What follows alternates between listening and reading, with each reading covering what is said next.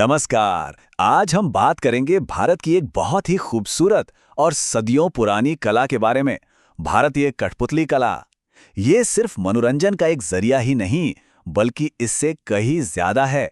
ये एक तरीका है कहानियां सुनाने का, अपनी संस्कृति को सहेजने का और एक पीढ़ी से दूसरी पीढ़ी तक ज्ञान पहुंचाने की एक जीती जागती परंपरा।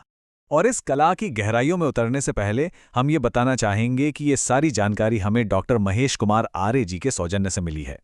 उनका ये काम हमें इस कला को और बेहतर ढंग से समझने में मदद करता है। तो चलिए शुरू करते हैं। इस कला की जड़ें बहुत बहुत गहरी हैं। इसका जिक्र आपको पता है ईसा पूर्व चौथी शताब्दी में पाणिनि के अष्टाध्यायी जैसे ग्रंथों में भी मिलता है। और तो और पौराणिक कथाएं तो ये बताती हैं कि खुद भगवान शिव ने एक लकड़ी की मूर्ति में जान डालकर देवी पार्वती का मन बहलाया था और बस वहीं से इस कला का जन्म हुआ। अच्छा, इस कला का जो नाम है ना, कठपुतली, वो अपने आप में ही इसकी कहानी बताता है। देखिए, ये दो शब्दों से बना है। काष्ठ, जिसका मतलब है लकड़ी, और पुतली मतलब गुड़िया। तो लकड़ी की गुड़िया, नाम से ही पता चलता है कि शुरू शुरू में ये लकड़ी से ही बनाई जाती थी। और सोचिए, सदियों तक यही कला गांव में मनोरंजन और लोक कथाएं सुनाने का सबसे बड़ा जरिया हुआ करती थी। भारत में इस कला की इतनी जबरदस्त विविधता है कि इसे मोटे तौर पर हम 4 अलग-अलग स्टाइल में बांट सकते हैं।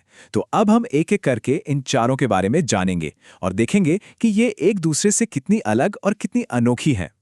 चलिए शुरुआत करते हैं सबसे जानी पहचानी स्टाइल से, धागा कठपुतली, जिसे कई लोग मैरियोनेट्स के नाम से भी जानते हैं। इस कला का असली जादू है धागों के कंट्रोल में।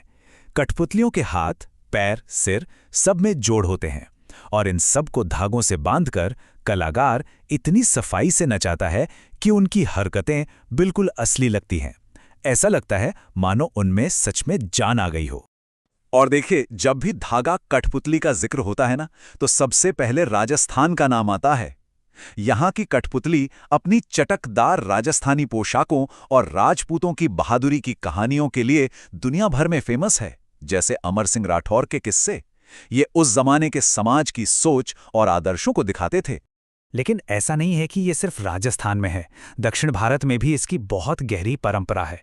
जैसे कर्नाटक की गोम्बे एट्टा पर वहाँ के फेमस लोक नृत्य यक्षगान का असर साफ नजर आता है।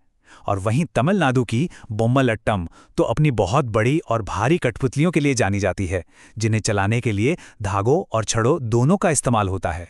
चलिए अब चलते हैं एक बिल्कुल ही अलग दुनिया में। ये है छाया कठपुतली की दुनिया, जहां सारा खेल, सारा जादू रोशनी और परछाई का है।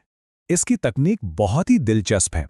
इसमें चमड़े से बनी एकदम चपटी कठपुतलियों को एक सफेद पर्दे के पीछे से लाइट मारकर दिखाया जाता है और हम यानी दर्शक पर्दे के दूसरी तरफ बैठकर सिर्फ उन परछाइयों को देखते हैं। इन बनती बिगड़ती परछाइयों से पूरी कहानी आंखों के सामने आ जाती है। एक जादुई एहसास होता है ना। और इस स्टाइल में भी देखिए कितनी वैरायटी है। एक तरफ है उड़ीसा की रावण छाया, जिसमें कोई जोड़ नहीं होता, सिर्फ काले और सफेद रंग की परछाइयां होती हैं जो एक बहुत ही नाटकीय और गंभीर माहौल बना देती हैं। और दूसरी तरफ है कर्नाटक की तोगलू गोम्बियट्टा, जिसमें रंगीन और जोड़ों वाली कठपुतलियां होती हैं, तो वो ज्यादा जिंदा दिल और चंचल लगती हैं। इसी तरह आंध्र प्रदेश की तोलू बोमालाट्टा का तो नाम का मतलब ही है चमड़े की गुड़ियों का नाच। इसमें बड़े बड़े साइज की रंगीन कठपुतलियों का इस्तेमाल होता है और इनकी कहानियां ज्यादातर रामायण और महाभारत जैसे हमारे महाकाव्यों से ली जाती हैं। आइए अब आखिरी 2 स्टाइल्स को समझते हैं। इनमें कलाकार का हाथ कठपुतली से सीधे सीधे जुड़ा होता है, मतलब यहां सारा कमाल उंगलियों और हाथों की कारीगरी का है। छड़ कठपुतली को दस्ताना कठपुतली का ही एक तरह से एडवांस्ड वर्जन माना जाता है। ये कठपुतलियां साइज में काफी बड़ी होती हैं और कलाकार नीचे से छड़ों यानी रॉड्स की मदद से इनके हाथों और सिर को कंट्रोल करता है। ये पूर्वी भारत में बहुत पॉपुलर है। इसका सबसे अच्छा उदाहरण है पश्चिम बंगाल का पुतुल नाच। इसमें 3 से 4 फीट ऊंची कठपुतलियां होती हैं और उनकी वेशभूषा वहां के लोक नाटक जात्रा जैसी होती है। और फिर है बिहार की यमपुरी कठपुतलियां। ये लकड़ी के एक ही टुकड़े से बनती हैं, कोई जोड़ नहीं होता, इसलिए इनको चलाना बेहद मुश्किल और बहुत ही हुनर का काम माना जाता है। और अब आती है सबसे सीधी और सरल दिखने वाली स्टाइल, दस्ताना कठपुतली, इसमें कलाकार कठपुतली को अपने हाथ पर एक दस्ताने की तरह पहन लेता है। पहली उंगली से सिर को और अंगूठे और बाकी उंगलियों से दोनों हाथों को हिलाता है। इसका एक बहुत ही शानदार उदाहरण है केरल की पावाकूथू शैली। ये करीब 18वीं सदी में शुरू हुई और इस पर कथकली डांस का इतना गहरा असर है कि कठपुतली के चेहरे की बनावट और उसके रंगों में वो साफ साफ झलकता है। तो हमने ये तो समझ लिया कि ये कठपुतलियां बनती कैसे हैं और चलती कैसे हैं, लेकिन इससे भी बड़ा सवाल ये है कि इस कला का हमारी संस्कृति में, हमारी जिंदगी में महत्व क्या है।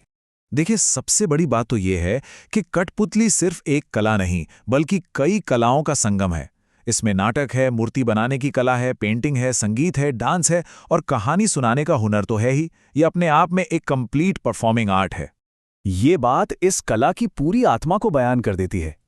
हर प्रदेश की कठपुतली वहाँ की वेशभूषा, वहाँ के संगीत, वहाँ की चित्रकारी और वहाँ की परंपराओं का एक आईना होती है। मतलब ये भारत की जो सांस्कृतिक विविधता है ना, उसका एक जीता जागता सबूत है। लेकिन एक सच ये भी है कि आज ये सदियों पुरानी कला कई मुश्किलों से गुजर रही है। टीवी और इंटरनेट जैसे नए माध्यमों से मुकाबला बहुत बड़ा है। साथ ही इस कला में नए तकनीकी निवेश और युवा कलाकारों की भागीदारी की भी भारी कमी है, जिससे ये धीरे धीरे अपनी चमक खो रही है। और यही आज का सबसे बड़ा सवाल है। इस डिजिटल दौर में जहां मनोरंजन के हजारों नए तरीके हैं, इस अनमोल विरासत को कैसे बचाया जाए? इसे आज के जमाने के लिए जरूरी और दिलचस्प कैसे बनाया जाए? ये हम सबकी एक साझी जिम्मेदारी है। इस जानकारी भरी यात्रा में हमारे साथ बने रहने के लिए आपका धन्यवाद।